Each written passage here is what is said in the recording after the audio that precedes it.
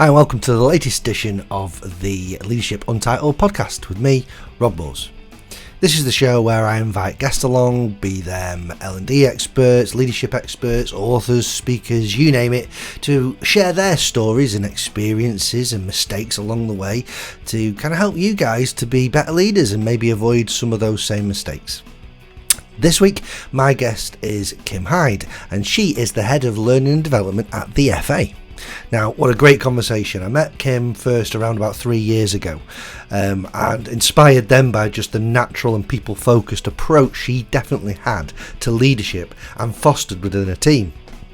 Now, this conversation is amazing because we talk about not only from a top-down point of view, the representation and the role model figure that someone like a Gareth Southgate might be for the men's game and how we view leadership because of how maybe he's changed our view of it, but also how that has filtered down and actually maybe is created from the bottom up also within the FA, all the way through not just the men's game, the women's game, the offices, the grounds, the teams, everyone who's involved in it. So this is a great conversation and I can't wait to get started. Hi Kim, welcome to the Leadership Untitled podcast. How are you today? Good, thank you. Thank you for having me. No, thank you for coming along. It's an absolute honour to have you through. Just before we start recording, you've been talking about the hectic year you've had last year, where you think everything big in life you can do, you probably did within a 12-month period. That's pretty hectic. Yeah, I think you either did one or two things, didn't you, in the pandemic? You either went, right, I'm going to hunker down, and you went, right, I'm going to do all the big life decisions in one hit. So we did engagement, marriage, and got pregnant, and went for the lot, and moved house. So we're like, right, We're done. We can settle down now for a few years and let things be. You say that, but now you've got the wedding to plan and sort for December, and a small child running around where you're like, what's going on? Yeah, who's learned how to woof as well. Learn how to woof. Yeah, I'm still working on words, but woofing we've nailed, so all good. Yeah, when that gets replaced with the word why, you'll wish they were woofing again. Why or no, yeah. Yeah, exactly that. So I always like to just kind of start off by saying why it is I've invited you along. And, you know, for me, leadership has taken on a bigger conversation over the last, I would say, certainly 5 years, but particularly over the last 2 or 3 years. And I think that people are talking, and I say people, I mean everyone, just the general public, are talking about leadership in a way they've never done before. Yeah. If you look at prime ministers, for example, people are now talking about those leaders of countries in terms of, are they a good leader or are they a bad leader, and their leadership qualities. Whereas I think 10 years ago, they just liked them or they didn't, or they thought they were an idiot or they weren't. It was that really. Donald Trump, and even things as recent as, obviously, God rest her soul, the Queen, who passed away last year. She was talked about in ways of leadership and how she led the country and what that meant to people. And so I think the focus is on it a lot. Yeah. And outside of kind of the regal nature and the politics of this world, I genuinely believe Gareth Southgate has been one of those figures at the head of the England team that has caused people to rethink what great leadership is, and probably made a few people go, okay, it might be worth the effort in actually starting to think about leadership in a different way, because it looks like it might get a result, both in terms of culture, morale, motivation, engagement. And when we say engagement, I mean not just the team, the squad, but the entire country. I don't remember tournaments where the country have been behind the team so much as as they have recently. So that captured my imagination, and obviously, what I always like to kind of scratch beneath the surface as well, to kind of go, you know, is this kind of a standard within the FA? What works there in terms of L&D and leadership development? Is this kind of by design, or have we dropped lucky with Gareth and hope he just stays there? So that's the reason for really wanting to talk to you. So I'm going to get into all of that. Great. But to start with, I guess, you know, I'd just like to know what brought you to where you are now as a head of learning at the FA. What took you on that journey? Yeah, what a question. I think like anything really, you fall into things, don't you? So I'm fortunate enough to work for the FA, so in sport, and I guess that probably links right back to my childhood and being the sporty kid, as you got labelled quite quickly, and being involved in everything. So, you know, being the kid in primary school kicking the sponge ball around in the playground with the boys, being in the netball team, playing hockey, and that kind of transcending into my high school years and certainly kind of post 16 as well. And I remember quite vividly at 14, 15 saying, right, I want to go to Loughborough. So again, very typically sport. Yeah. I want to go to Loughborough. So again, kind of set my heart on that. And was at Loughborough for 3 years as an undergrad, doing kind of sports science and management. And at that point, probably realised that it maybe wasn't the sport bit. It was probably more of the leadership and the management component around business and team was probably actually the hook that I'd maybe not quite figured out previously. And finished my degree and kind of went, oh, I don't really know what I want to do, because the classic thing you do when you do a sports degree is you become a PE teacher, and I didn't really want to be a PE teacher. I was quite kind of adamant about that. Loads of PE teachers listening. Lots of PE teachers. What's wrong with that, Kim? Yeah, I also have a brother who's a PE teacher, and a partner who's a qualified PE teacher. So they're good. They're good eggs, but I was definitely not. It was definitely just wasn't for me, and I couldn't tell you why. But it was too preordained. It was too. That's just what you do. Yeah. And I hadn't quite figured it out. So I ended up picking up some kind of part-time work at the local FE college, and nature of post 16, you can kind of have a bit of a go and a play, and you're dealing with a slightly different age group and a different setting.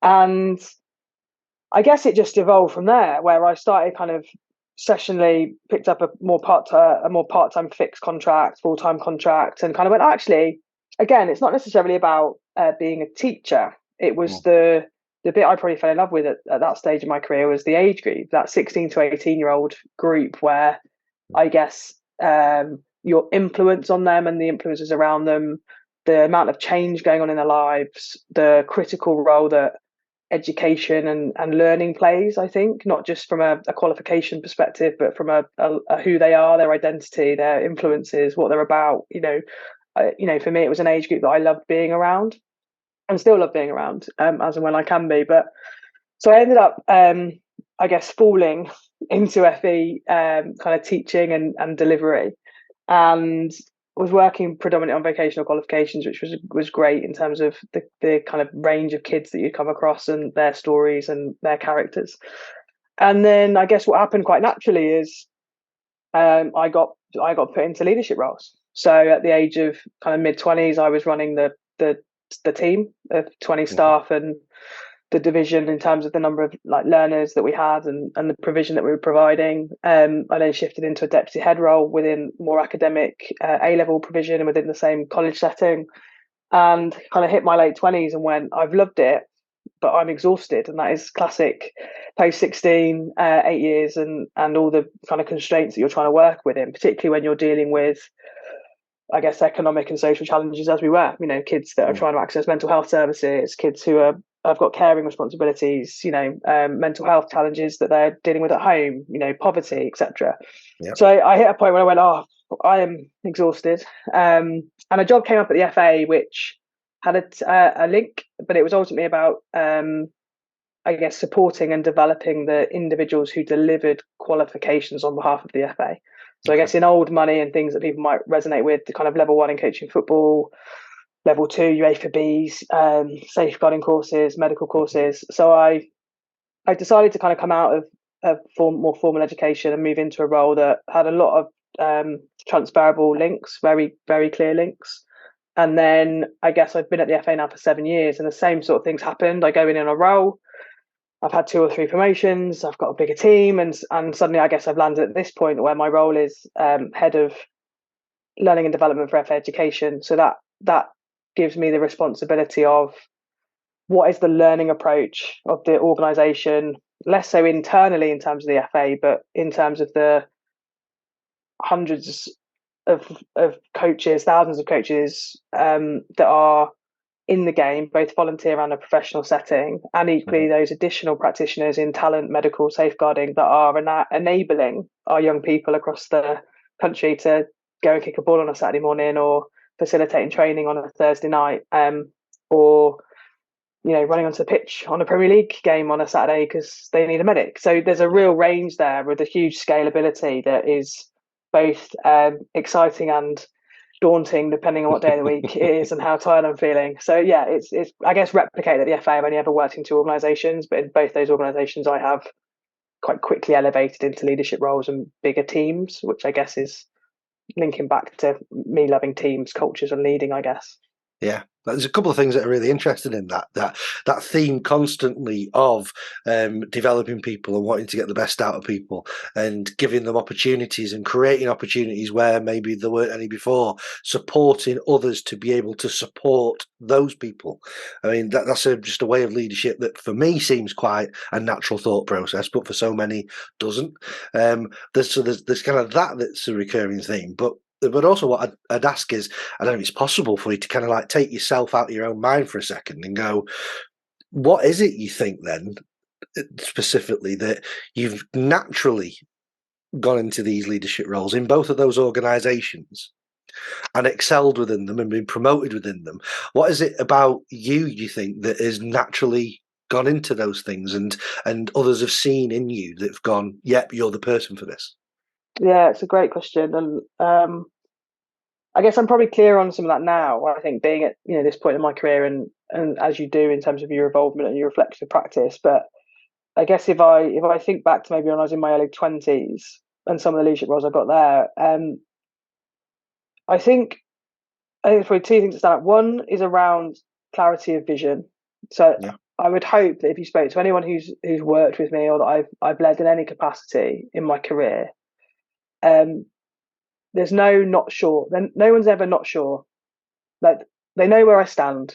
They yeah, know what we're going after.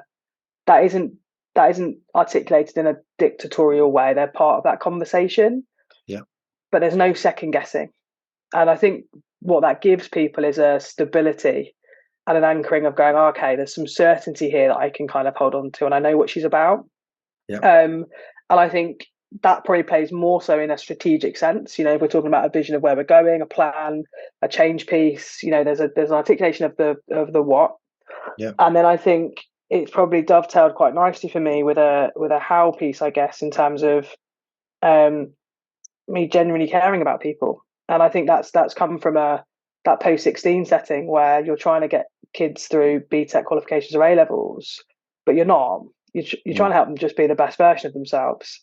And yeah, if you do that, the A level or the BTEC will look after itself. And I guess that mentality, whilst not conscious at that point in my career, has certainly transcended through it, in the sense of, if I can do two things as a leader: provide clear direction and rationale for the direction, and help every person that I have an opportunity to lead be their very best, yeah. we're going to be okay. And I think my articulation of those two things helps people feel that they're part of something, and that they're in it, and that they're able to grow within that space, rather than Yeah. fit into something that they're not really sure what it is we're doing or why we're doing it, and they're not really sure if they're valued for doing it, and they've got to tick a box. I think it certainly goes to the other end of that sort of feeling or spectrum. It's motivating and engaging when you know what it is you're going towards, and equally, if it's not something you believe in, it's not something that motivates you, to step away from it. Because I think that's another thing I've seen, certainly from kind of the outside, from an England setup and an FA setup over the last, I would say, probably again since Gareth Southgate's come through as leader, is that there is now more a focus on the journey through the FA, and that obviously, to me, translates into there is an emphasis on youth. There's an emphasis on leadership from a young age, and there's an emphasis on culture and group identity from a young age. And more than ever, I see that the senior teams, and you know what, I'm not going to exclude the Lionesses here as well, because I see it there. It's Yeah, that you see absolutely. a team culture. They're in it there. There's no individual identities. There's fewer or less or non-club identities, I'd say. They are very much a team, and they've risen together through the ranks of England, as opposed to being patched together from the clubs of England.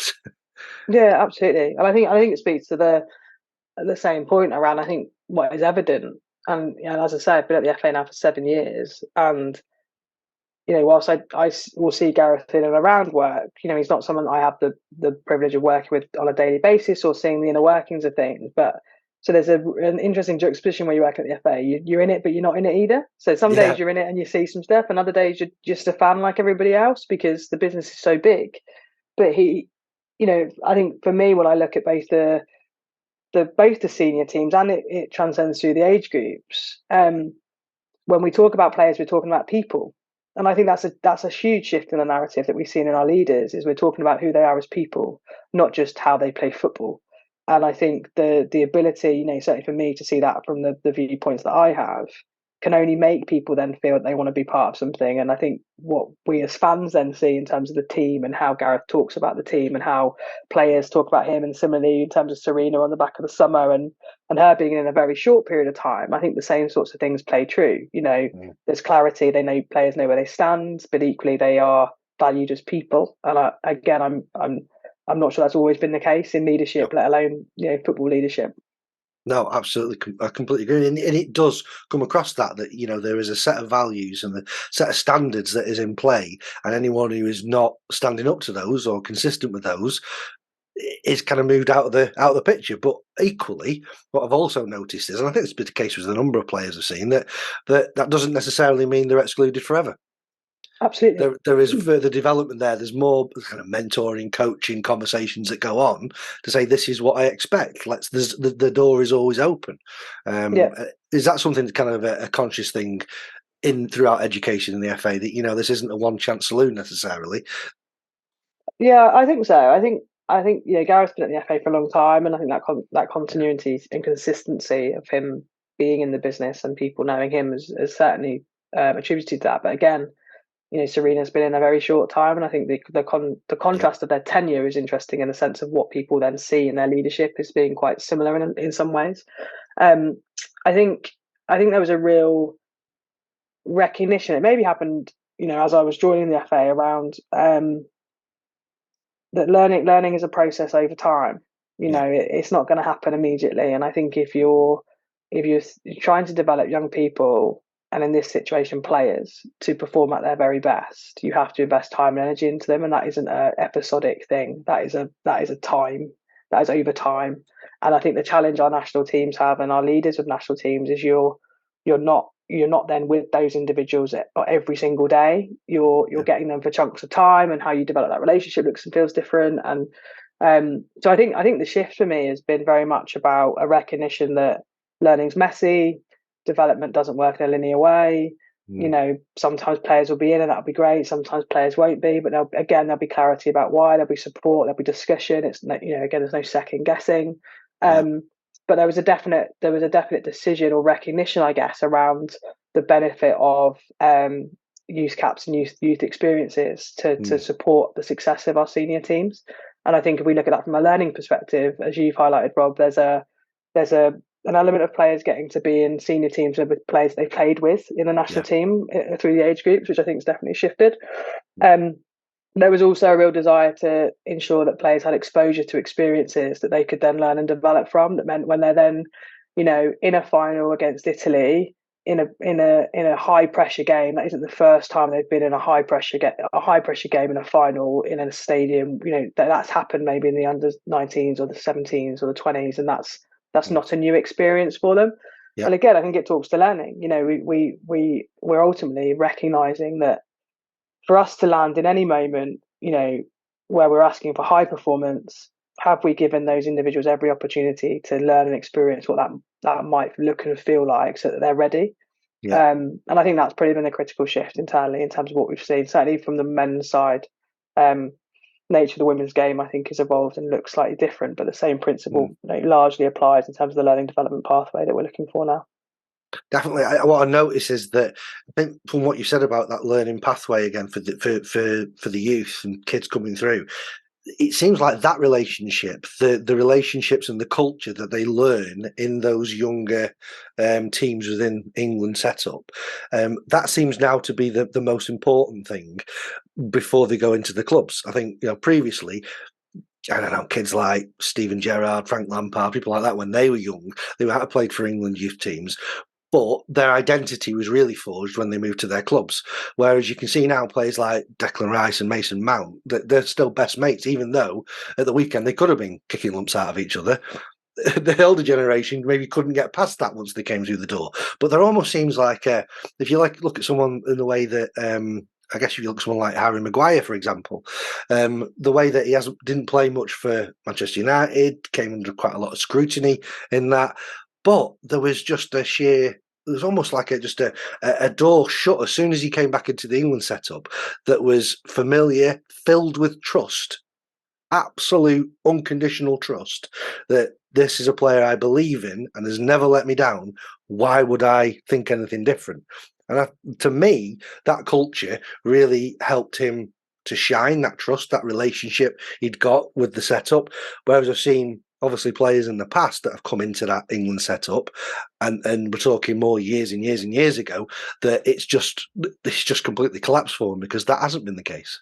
Yeah, absolutely. And I think the Harry Maguire situation over the World Cup was a really interesting one around, again, talking back to the principle of, like, we're talking about people, not just players. So, Yeah. and again, I'm not close enough to it in terms of the intricacy of the detail, but the noise around Harry Maguire prior to that tournament was about his form. So again, I'd go technical, tactical form around his playing for Manchester United. And that is absolutely one component part of his performance, but it is not the only part. And I think the bit that's probably been focused on quite heavily is, like, what are the types of people you want in the squads? What are these people bringing as a person? What does the culture look and feel like? How do we get that cohesiveness? And we've probably seen it on the other end of the spectrum with, like, I guess, a Ronaldo pre-World Cup, where we're going, like, yeah, he's a brilliant player. Is he genuinely adding cohesive quality and No. cultural, like, cohesion to that team? And where do you trade off? And I think that's been the other component, I think, where we've got some amazing players in both the men's and the women's seniors and through the age groups, but I think there is a much greater mentality here about being the sum of our parts, and if you're a star within that, that's great, but you're not the star, and that that doesn't give you doesn't give you free reign beyond the needs and requirements of the group as a whole. And I think the leadership is much more geared towards that than necessarily it maybe has been in the past, where you're dealing with not only a greater level of club tribalism because of the number of players that are maybe one club players, that's shifted in the game, isn't it? But also just the nature of, I guess, what we value. And I think again, it just speaks to that, without being massively close to it. It speaks to us valuing young people, and I think we're seeing that in terms of how resilient some of the players are when there's points of real challenge for them on the back of tournaments or racism or forming club. I think those sorts of things are indicative, I guess, of the culture that Gareth and Sarina with the women's team are creating for that safe haven. We've also just had the 10-year anniversary of St George's Park, and I think that's played into it. So I have the joy of that being my office, and there's a incredible feeling in driving down the drive, but it is very much positioned as their home away from home. And I think that's helped, again, in terms of having a base, having somewhere that they go with a regularity, the facilities there, it being something that they feel is theirs. And the team around that work brilliantly hard to make sure that it feels like that and it's a fun place to be. And I think we've seen some of that in the press in terms of some of the images that come through on unicorns and all the rest of it. But it's fun. It's fun to go and play for England, and they've done a lot of work around the pressure. That pressure being, it's not going to disappear. You wouldn't want it to, but it's not weighing them down, I think, in a way that it maybe did 4, 5, 6 years ago. Yeah, there's always going to be the pressures and stresses that come with it, but at the same time, there's also that immense pride and achievement that also come with it. And as long as that can tip the scales, that's the reason you're doing it.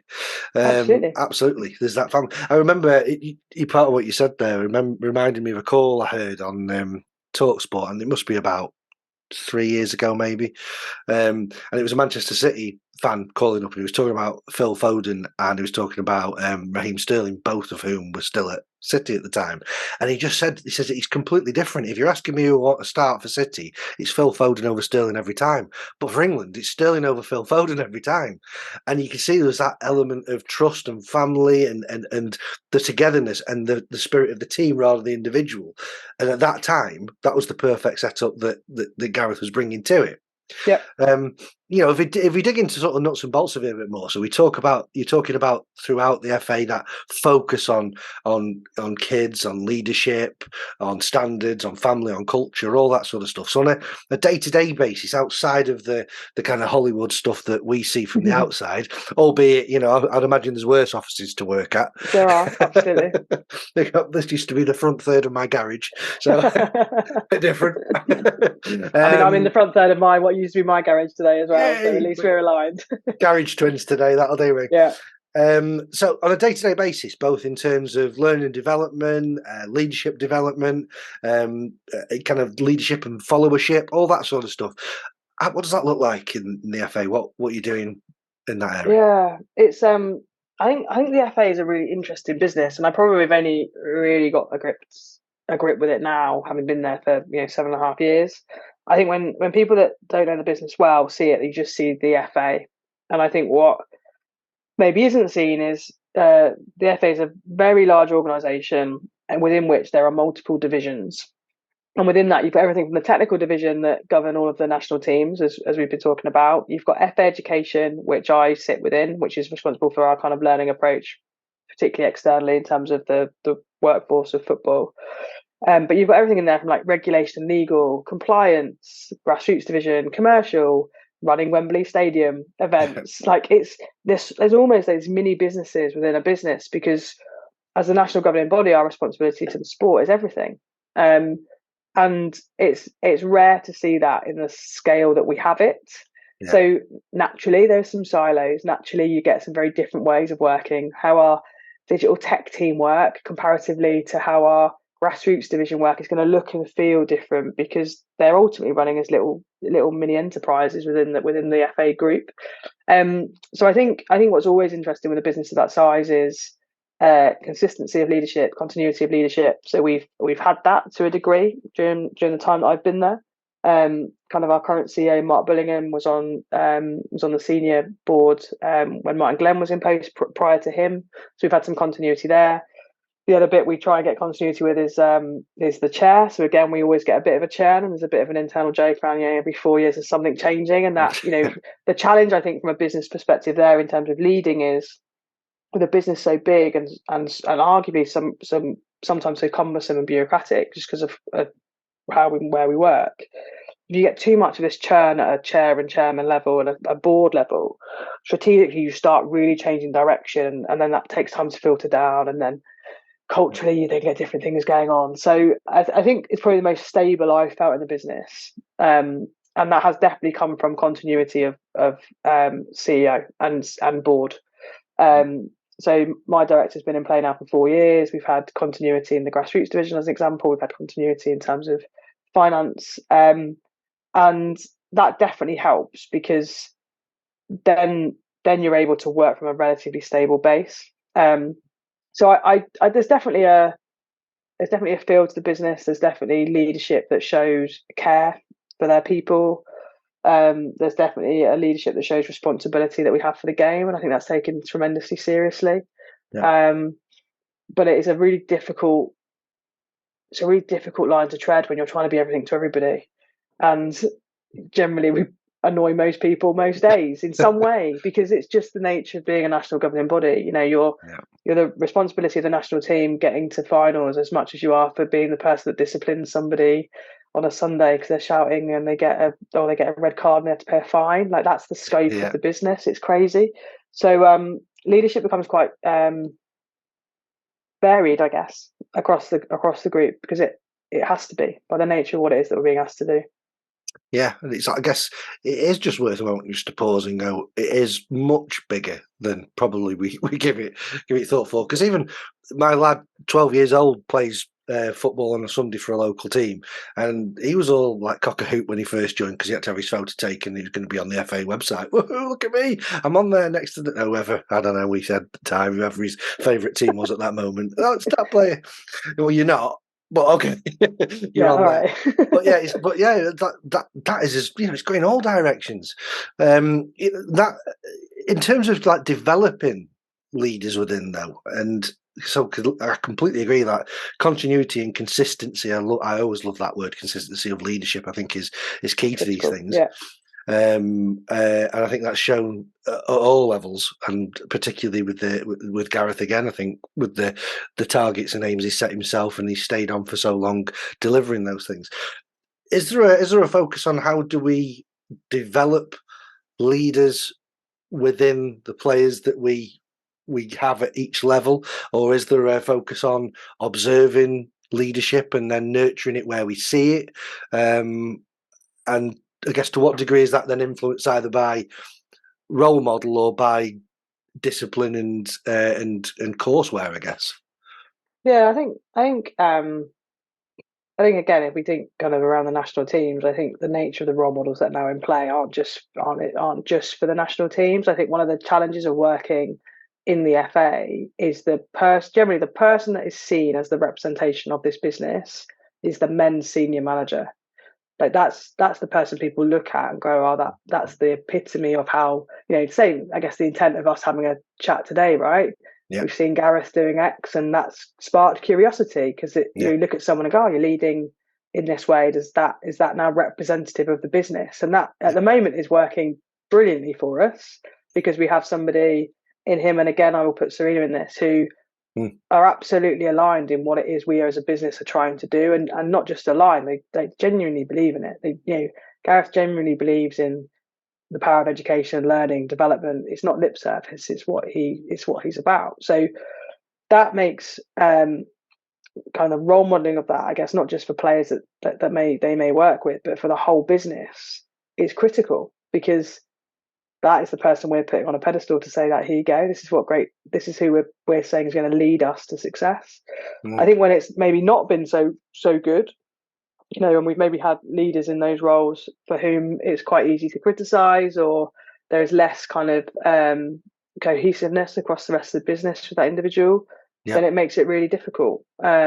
Because again, people rarely know how big the business is and they rarely know what's going on behind the scenes. So I think that's always a challenge for us. In terms of, I guess, development, without knowing the ins and outs from a kind of a more technical playing perspective, I think if we think about just the business as a whole, there is a genuine desire to support leaders at all level of the business, and again, not always just those that are line managing, because I think that's a trap we fall into, isn't it? It's like, oh well, you're in your first role and you've now got some responsibility for some line management, some other people. We better put you on some course.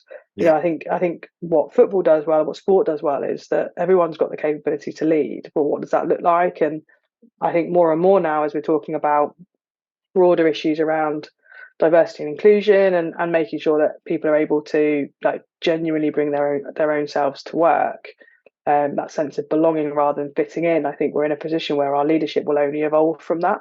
I think a lot of the time we've kind of, I guess if I think about at its worst, we promote the perennial doer who's done a cracking job. We go, oh, well done, you can have some people to line manage now, and we'll chuck you on a leadership course because that will tick that box, and we'll do maybe in about 6 months' time. We'll put you on that course. We'll put you on that course that won't prepare you for the stuff and we'll do your annual PDR in a year's time as well, because that will solve the problem. I think we have to think about leadership in a much more kind of global, holistic ways, that everybody's a leader, and how do we support everybody to understand and see that in themselves. And the more I think we're able to create environments where those individuals can bring their whole selves to work, they're only ever going to be better leaders as a result of that, however we want to shape that within the nature of the business.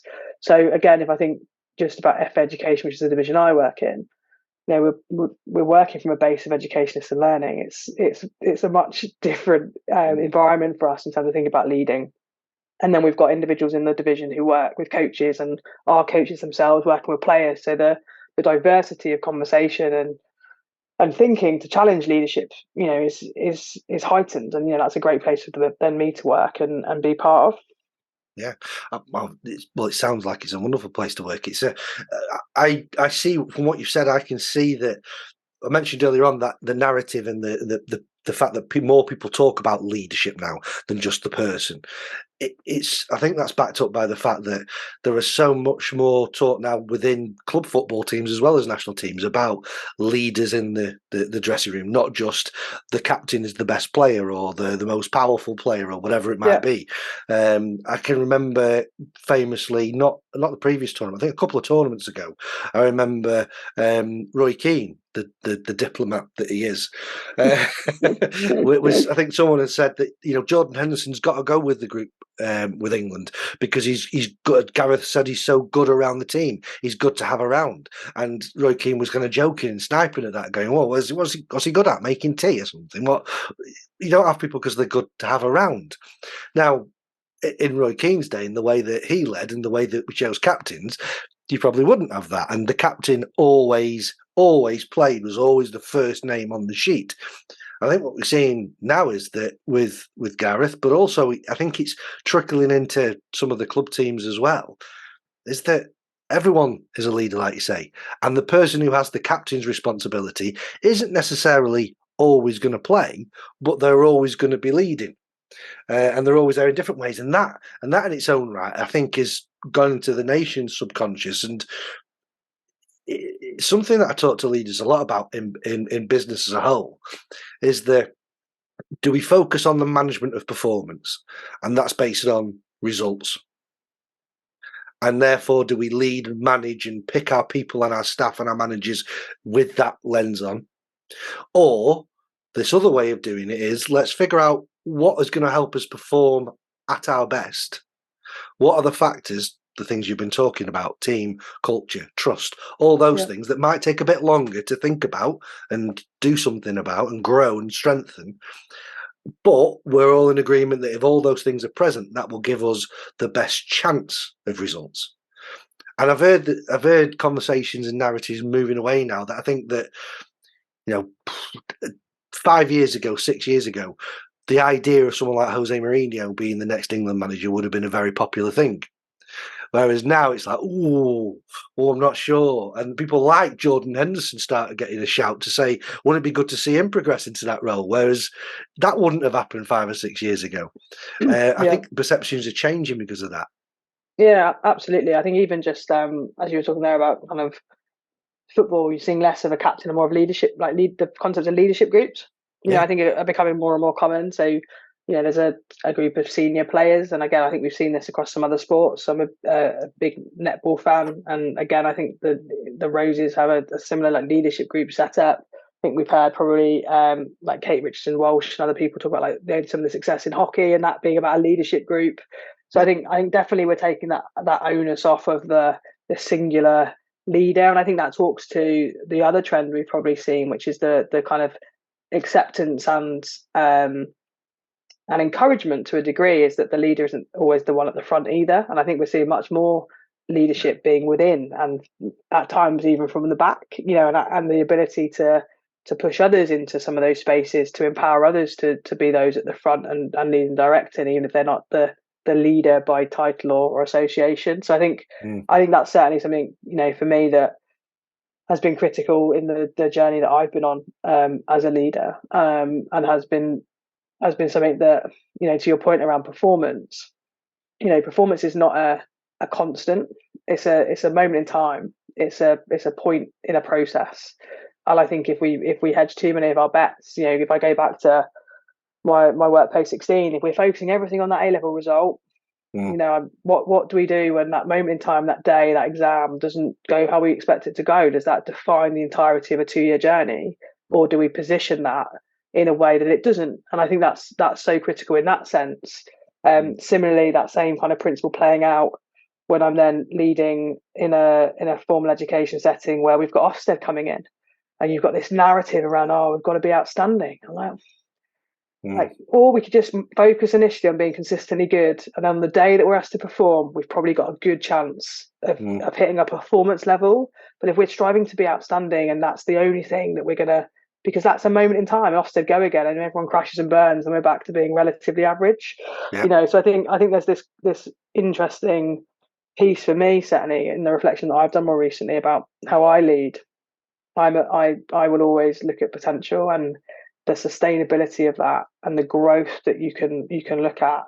Again, performance will generally look after itself, and if you've got a good team and you've worked really hard around developing those individuals to not only believe in themselves, bring themselves to work, know their strengths, seek good feedback, then at a point of performance that's needed or not needed, they will perform. And that will take care of itself. But it's a difficult one. It's a difficult one in terms of some of the pressures that leaders come under now in terms of KPIs and the performance metrics, I guess, that business is so used to. Yeah, it's putting those as an emphasis, as the priority there that does it, because they then continue to do the right things, but because they've been done in the wrong order, the intent behind them is lost. So you know what, we will put people on training courses because we want them to all work this way or believe this. Well, the way to get them to believe that was to build it with you and grow it with you, because they would have believed it then. Absolutely. Putting a PowerPoint up and saying believe this probably isn't going to work. Putting just the values on the wall doesn't mean they've bought into them. No, completely. So I think if we look at through it. If we think we look at the national team again, we had a period in a tournament where we're in a final, and the country's going nuts. And I was fortunate in some ways to be at that game, and unfortunate in other ways in terms of how the game both panned out and some of the challenges around the game itself. Yeah. We've then had a Nations League run where everyone's like, sack him, performance-wise, sack him. And then we go into another tournament in the World Cup in Qatar, and the performance of the team, let's take results out of it. The performance of the team is exactly where we would expect. It's no different to the previous tournament. It's the nature of elite football. Like, it's the game. You're gonna have ebbs and flows. But what we then didn't see is this narrative. All right, sack him. But the ability of that team to stay cohesive over that period of time puts them in positions where they can perform. And if you said over those three different things, where do you want them to perform at their best? Like, it's at the Euros and the World Cup, and that's what they did. But we still get this narrative, don't we? Nations League, we've lost a few games. He's lost it. It's gone. Yeah, sack him. Like, where's that? Like, that's crazy, exactly. Isn't it? It's crazy. Yeah. So it's still there. Football business everywhere. We've still got that driver for performance and output. I think what really got me at that time is that I think it's actually quite recently that Gareth Southgate came out and said that he was considering his future at that moment in time because of all the criticism. And again, there's some people in the media that I was listening to were kind of critical of that, going, deal with it. That's what you get in football management. Go on. And I thought, well, no, hang on. He's changed the narrative. He's decided just to be open and honest about, heaven forbid, what he was feeling at that time. He hasn't let it grind him down. He's decided that for him it's the right thing to carry on, and he wants to do that. But I think it's quite right that he should go, well, that was a bit uncalled for at the time. It was quite heavy and quite a pressure environment. And the other thing was, I think that compared to a lot of England managers of the last sort of 20 years or so, you heard so many players coming out and talking about Gareth and what a great leader he is, and how it's like all down to him, the things that happen on the pitch. And you didn't necessarily hear that. Well, we'll keep them nameless, but some of the other managers that were knocking around at the time, who I think when rumours of them maybe going, everyone fell kind of quiet and probably hoped that they were going to go. Yeah, and I think even just the nation, right? You're a leader in any walk of life, any business, and you have had either a strategic project or a critical bit of work that you're trying to reach, and you conclude that bit of work, there is naturally a period of reflection. Yeah. When you're dealing with a team of people, or you have the responsibility and the privilege of leading people, there should be regular periods of your career where you're reflecting genuinely, am I still the right person to do this? Am I still having the absolute impact that I want to have on this group of people, or am I becoming a detrimental kind of force within this? Yeah. And I think, again, it talks to a broader piece here about the involvement of leadership. For us to criticize that, for us to in any way, or for anyone to think that's not a positive thing for any leader to be doing, to go, I'm just going to take stock before we just work out what the next step is, and just make sure that we're all still aligned and that everything we believe in is still true, and that I've still got the energy and capacity to give to this project. I think that's exactly the sort of authentic leadership that we want, because listening quite a lot of Diary of a CEO at the moment, and a couple of the podcasts recently, the notion of you can't pour from an empty cup, like the need for self-care as a leader, the need for you to check in on yourself and go, have I got what I need to do this job well? Yeah, is absolutely the humility we need in our leaders these days. Not some brave facing, be strongness that's like, okay, head down, let's crack on. That's not the leadership I think we want anywhere. I think that is again a symptom of that environment we've spoken about before. There, the performance, the results, the targets, nature of the business, that you're brought in and you're the manager, and that role, whether it's been inferred or directly pointed out, needs to have all the answers. Whereas I think Gareth quite open about the fact that a lot of this stuff is the group talking together and reaching decisions together, and this isn't about the pressure of him to make decisions, and he will make a decision if a decision is needed.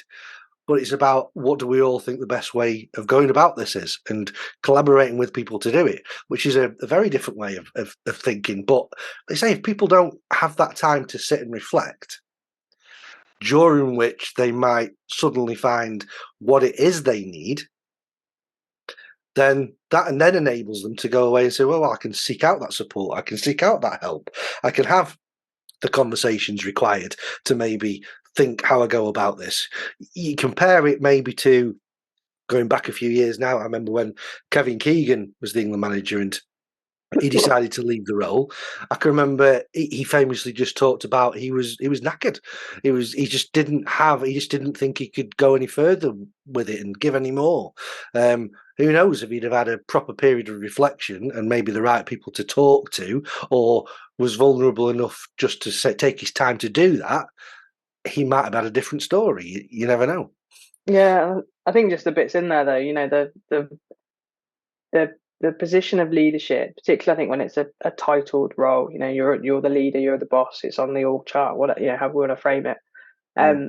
You know, certainly from my perspective, there's a danger it becomes lonelier and lonelier, and the pressure of performance and the pressure of you knowing the answer to everything. You know, particularly if we haven't put the right things in play from a learning development perspective. You know, our half joking, half serious scenario here of the person who's been put into a role and then gets the training course 6 months later. Like that's an incredibly lonely space for somebody who's then got this pressure of knowing everything, potentially going from being very much the doer into more of a thinking type role that doesn't have the same tangible like good jobness to it. And then we're asking them to be vulnerable as well. You know, I look at some of the challenges of middle leadership now, I guess, having been in those roles and then seeing people in the business who are in those roles. They're the hardest roles to be in. And, you know, if we're not role modeling then as senior or executive leaders what that looks and feels like, or if we're not saying, oh, I don't know, I'm not the right person to ask. You need to go and speak to Jamie and the so and so team because he knows the answer to that. Or if we're not sitting there going, I need to bound you today. I'm not at my best self, and I'll have this conversation with you next week. But I'm shot. I need to refill a little bit before I can give you my best self next week. Yeah. If we're not doing that, then I'm not sure. You know, I'm not sure society yet, culturally yet. Whilst the dialogue on leadership has definitely evolved, I'm not sure that is the strongest message yet. And I think it's our responsibility in those leadership positions to role model that to our new leaders, you know, to those individuals that are taking on a greater level of responsibility for the business. Yeah, no, I couldn't agree more. I think I'm a big fan, as people who have regularly listened to the podcast will know, but also my clients is, you know, grab these words that we use in business a lot and actually sit down around a table and talk about them, define them. What does it mean to us? And just sitting there and talking about things like the word leadership. And I don't mean do an exercise of what's the difference between management and leadership that everyone's done a million times. I mean, in this organization, what do we want leadership to stand for? Why have we got leaders here? What would the world be like? What would our business be like if we had no leaders? How will they contribute to the vision and the mission that we're trying to create? How will they make, importantly, how will they make people feel? Not what will they tell people to do, or what standards or character traits will they have? How will they make people feel? And then build it around that. And then similar things with things like trust or performance that we mentioned before. What do we mean by that? You know, amount of people that will talk about, right, we're moving now, we want to drive a high performance culture. You go, excuse me, can you tell me what the difference is between performance and high performance? Don't know. I read it in a book. I heard it on a podcast. We're going high. But what does it mean? What does it mean? What's the difference? Yeah. And then you're managing every aspect of it then, aren't you? Yeah, absolutely. Our one is world leading. That's the one that always comes up for us. We're going to be world leading or world class, which is a whole other podcast in terms of that kind of discussion. But yeah, absolutely. And I think, you know, for me, when I think about like leadership and how that looks and feels, it's those moments when you see, I think the challenge of business, and certainly for me again, like we organise people in a hierarchical way because that's just cleaner for the sheet of paper that we have to share with everybody. I think if you can create cultures where that feels very flat and that leaders are everywhere, you know, for me it's those moments in a week or a month where some of our perceived more junior members of staff, and I hate that term with a passion, but our staff say, "Oh no, I'm going to challenge that," and they're not worried about that. Whether that's me or their line manager or the director, they feel confident enough to go, "Oh no, this is where I'm at. This is what I think. This is how I think we should do this." Yeah. I think if we start to get into some of those spaces, then we're going to be okay in terms of talent pipelining and the leaders that are going to come through the business kind of over a sustained period of time, which again I think talks back to our point about consistency. Yeah. Oh, one of the episodes from the last season I did on the podcast, it was a lady called Charlotte Hayes, who was an army major, and she talked about the idea that when people come into the army, we'll educate them in two ways. One, in terms of the job that they've been hired to do and that they are responsible for and they are a leader of. Yep, absolutely. But also, we inside that, running parallel, we're always developing people in terms of leadership and followership. Because there are no leaders unless people follow those leaders. Just like no one wants to follow those leaders. What was the point in having them? Yeah, and then the interesting thing that happens there is, to your point around, we tend to make the high performer the leader. Because you're constantly developing both, you might actually suddenly go, "All right, well, they're not the best performer in the team, but they've proven themselves to be the best leader in the team. That's the person that should be now promoted." Yeah. Doing those at the same time is kind of crucial to it. Whereas I've been exactly, it's almost like we've spoken before about that exactly that situation you were in. I was in a leadership role. As a seconded leader, I asked to go on a leadership development program at the place I was. I got told, "No, you need to be a full-time permanent leader to go on it." Wow. And then eventually got the job. And 3 months in, I was like kind of, I candidly say I was looking at the right week to take off sick because it was getting on top of me. Yeah. And it wasn't until I think that it was signed off that I could go on it. I started having some coaching conversations myself with some of the leadership development coaches and experts that were there. I started emphasizing that myself. I also took a look at what I should be accountable for and what I shouldn't be accountable for. I think the more we take on, the more we think we have to have all those answers. Yeah. Then we stand to be held accountable for more things because we've accepted it. So where should those things sit? And that kind of gave me the breath of fresh air. But I mean, it seems pretty simple to go, let's do it from day one for everybody. What do you think is the reason that so many organizations don't do that or do exactly what you've just said? No, leadership development is for leaders, not for everybody. Yeah. I think it probably speaks back to kind of, I guess, some relatively historical views of learning, and that being packaged as education. So we love a linear pathway, don't we, as humans? We love to be able to go, "Oh look, here you go, done this bit, so you do this bit, done your level 1, you do level 2, you done your level 2, you do your level 3." So there's always this kind of educationalist kind of stance on development and learning, particularly when we're talking about kind of adult workplaces. So even for me, firstly, the issue of when do we expose individuals to some of this stimulus? Are they aspiring to be in some of these roles? Are they in the role and then suddenly we've gone, "Oh, sticky plaster job, let's find the right thing to chuck you on"? Yeah. But then I think there's even more of a disconnect then about some of that provision or some of that opportunity not even speaking to the challenges of the role. So how often will we get a new leader and the first module they get chucked on is performance management? Like, wow, because if we've got there already, then we've got a slight issue that we're suddenly already dealing with performance management. There's so many steps before we're having that genuine performance management conversation with a member of the team. Yeah. And I've I guess an influencer on me heavily recently around learning is Nick Shackleton Jones's work around kind of effective context, but also much more of a task concern mentality of like, how often are we saying to our leaders, right, what are the 10 things you're going to now spend your time doing as a leader? Yeah. And what are your biggest worries and concerns? And let's just have a really good conversation about that. And I think going back to some of those leaders I referenced earlier around kind of individuals that have gone into kind of middle leadership roles, perennial like high achievers, and again, some of those people are absolutely right for some of the roles that we're putting them into, but their biggest challenge is, how do I stop doing and how do I start thinking?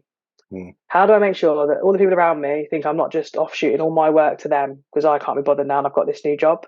How do Mm. I prioritize?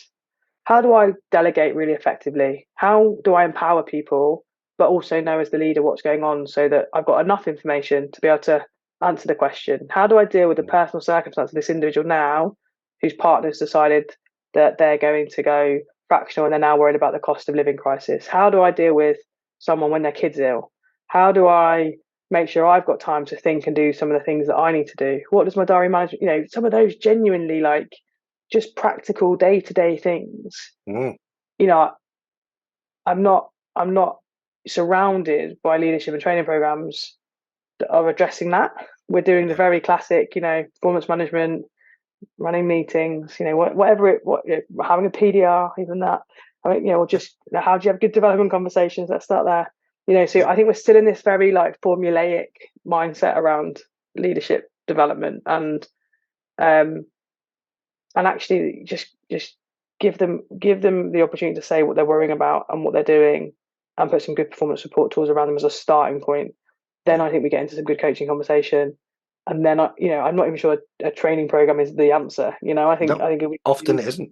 often it isn't. And then I think we start to think genuinely about, well, what does this mean for you as an individual, and how do you want to evolve, and what is your leadership preference, and how does that maybe inform some of the activity we do with you going forward? Are you absolutely buzzing about strategy and project management, or are you more of a visionary? Do you want to go down Mm. a executive coaching type route? That's the fun stuff. But I think we're not setting people up particularly well, I don't think, in that first foray into, I guess, what we would see as leadership roles more formally. Absolutely. I should also say at this moment, if you want to hear more of Nick Shackleton Jones, he was on an episode of the Leadership Untitled podcast, so go and take a listen. But he's great talking about what are the concerns you've got in the role, Absolutely. what are the things you actually care about. And again, that really comes full circle for us, because that comes back to you staying at the start of this. This is about people. This isn't Absolutely. about numbers and things. And Stephen M.R. Covey talks about you manage things, you lead people. So if we try and manage people, then we're probably going to feel like things. But a lot of this stuff, there's a lot of positive intent there. And I always, coach mindset. I get myself into that and go, there's positive intent, performance reviews, performance improvement plans. If the idea is behind having a focused conversation about how we can work together to improve performance, release potential, and achieve more together, absolutely. I completely agree with it. However, that tool is often used to begin to manage someone out of a business you no longer want in there. And Absolutely. equally, if we're talking about improving performance, why isn't that a conversation we're having with everybody at the start of a journey? What can we do together as a focused conversation to all perform better together? What do you need from me from that? What do I need from you from that? What will it look like if we succeed? You Yeah. probably won't have as many of those traditional pip conversations anymore. Yeah, absolutely. And I think, I think one of the other things that it's quite traditionally linked with this, isn't it? Is, again, it reinforces the hierarchy. So you have your Yeah. PDR conversation with your line manager, or you have your development conversation with your line manager, because that's like the yearly thing that you do, or the sub-yearly thing. Or I think a lot of the cultures, and again, probably more so this latter part of my career, is a recognition that, going back to, you don't have to have all the answers. You equally don't do all the development as No. somebody's the kind of line manager or somebody's boss. Your job is to clear the path and make sure that that person can seek and find and is connected in a way that helps them to find the answer, in the same way that I firmly believe our job as humans is not to give everyone else feedback, it's to ask for specific feedback on ourselves, because too Mm. often we're very keen to tell everybody else, aren't we? Yeah. So I think there's something about transparency of development in businesses now, that how do we create that culture where, if you and I are having a really good development conversation, and I'm acting then as a sounding board for you to work out how it is that you want to get better, and that you are able to seek feedback in a genuine and clear way from people that can help you formulate that it's more than likely going to be your peers that help you with your development on a day-to-day basis, not me, Yeah. because I won't see you work day to day. It will be the peer group that you're in and out of meetings with, that you're working on projects Yeah. with, that have got the ability to say, oh, Rob, that's really good, that how you delivered that message, spot on. Yeah. Or how you answered that question, love that. Or and unless we get that working and a genuine in the flow, again, it feels very like, oh, I better do that day on my course that I'm meant to be on, and it becomes very, again, managed rather than genuinely development activity in the flow of what people are doing to support them. Yeah, it's that importance again. It's what is it about feedback? What is it about coaching? What is it about trust? What is it about all these things that traditionally we might look at as being nice to have in an organisation? What is it about them that should make me, as the CEO, believe they are crucial to the success of this organisation? Start with that instead of starting with a training course on how to be emotionally intelligent or how to all that sort of stuff. Let's talk about why that stuff is really important. And, I think you've articulated it so well around the ideas of culture and people being together and growing as a team and all that sort of stuff. And that trust and that relationship, that rapport, all those things lead to the best opportunity to get those results. And you talked about results and things like you said about Ofsted coming in or things like that. And there's that one result. Don't judge it by it. I think the thing we forget about in a lot of cases, and Simon Sinek talks about this quite a lot in his book, The Infinite Game, is that Gareth Southgate might get judged about how far he gets in a tournament. We forget there's a hell of a lot of other managers and a lot of other teams that are in that same tournament all trying to win it. And only one of them can. Only one of them can. And you take a seat back for a second and go, you know what? To finish, whether it's second or fourth or eighth in the world, it's actually pretty damn good, isn't it? Yeah, absolutely. And I think if you ask most fans, do they want to win one tournament once, or do they want the next 10 years of watching the England senior teams play being like the best experience ever? I would hope they would go for the latter. And that is the epitome of it, right? That is whether we're talking about learning, whether we're talking about, the England team, like, it takes time. And all of us would want a sustained period of success, however we want to define success. But let's just say good performance in good games, that game where we're going toe to toe with France, we're not being knocked out by Iceland. Like, if that's the shift, then I think most fans would snap your hand off and say, I'll take the next 10 years of watching the England team being like the best thing ever. Enjoying watching it, and just enjoying. And if we win a tournament, great. If we get knocked out in the quarters, fine. But if you can guarantee that success in terms of the consistency of it over time, I'm there. Because I think that's what we're starting to. That's what we're starting to see. I think that has played probably true on the back of Qatar, where there hasn't been a narrative of negativity, but quite the opposite. No. And I think the nature of how the business is setting up Gareth and our national teams, and equally all the work that colleagues are doing around grassroots football and really challenging the formats that kids play and the environments that they're playing in, and how we support our officiators and how we make sure that the game's safe in terms of safeguarding and medics. All of those things contribute to that sustained success with the national teams. But they have to be in play for that to happen. And I think that's, again, whilst the business has got multiple divisions and at times can be fairly siloed, there is an absolute collective unity in that vision. And the people that I work with day to day, both in my division and more broadly, like, they believe in that. They want kids to enjoy playing footy. They want football to be a great experience for everybody. They want people to love the game. They recognise the responsibility of the game in terms of how this nation feels about it and the impact it can have societally. We take a hell of a lot of responsibility on in that front, and we have to govern it and deal with all of the complexities of that come alongside it. So it's exciting to be part of, but certainly something that's a long-term game. It has to be. All those things you've just asked for, just imagine a round table going, we as leaders, how do we do that? How do we get people to believe that and feel that, instead of how do we get managers to win football games? It'd be amazing. I'll leave you with this very quick story, because you just made me think of it, and it's actually I've never thought of it in these terms before. But good friend of mine is actually my best man at my wedding. He's a lifelong Stoke City fan and season ticket holder since the mid-80s. So he's been through the mill a time or two. I was going to say, he's a resilient guy by the sounds of it. He is, certainly this season he is.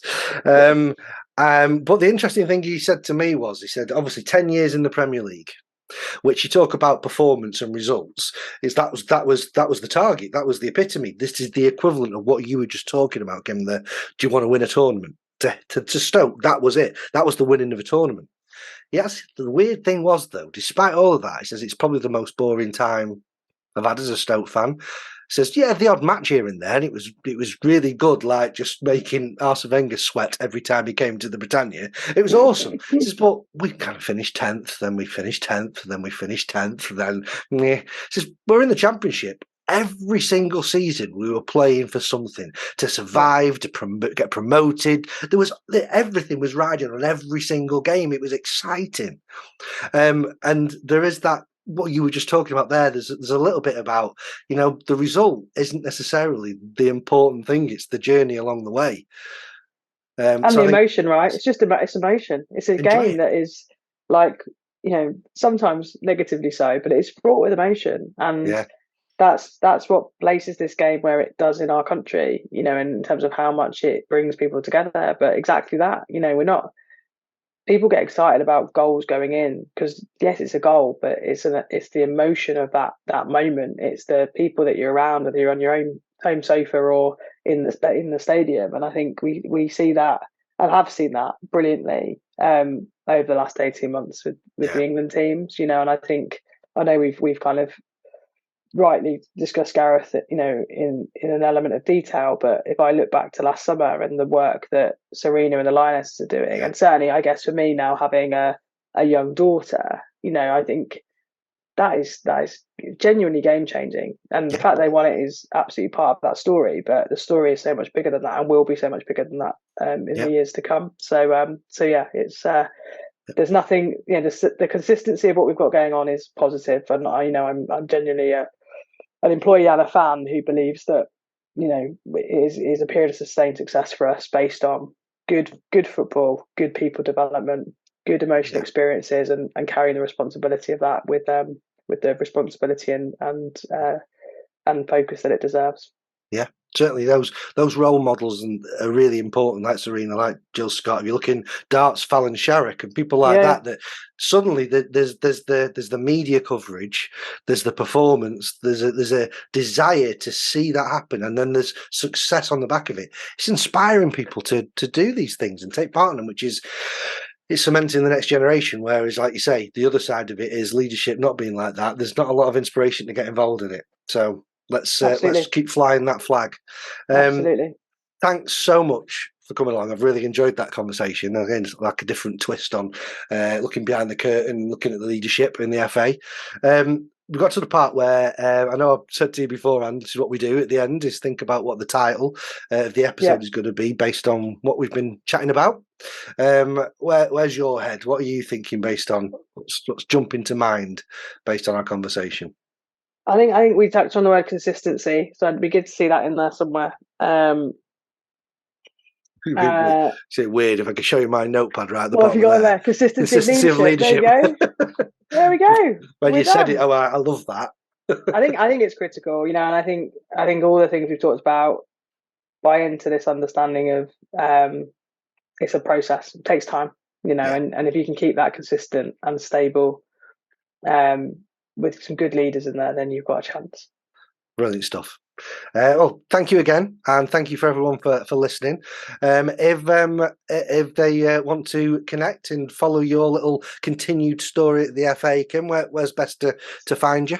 Yeah, I'm on Twitter, and that's probably the best place. So I'll give you my handle, and you can add it onto the episode details, and then people are more than welcome to connect. And equally on LinkedIn, so I'll tag both those in.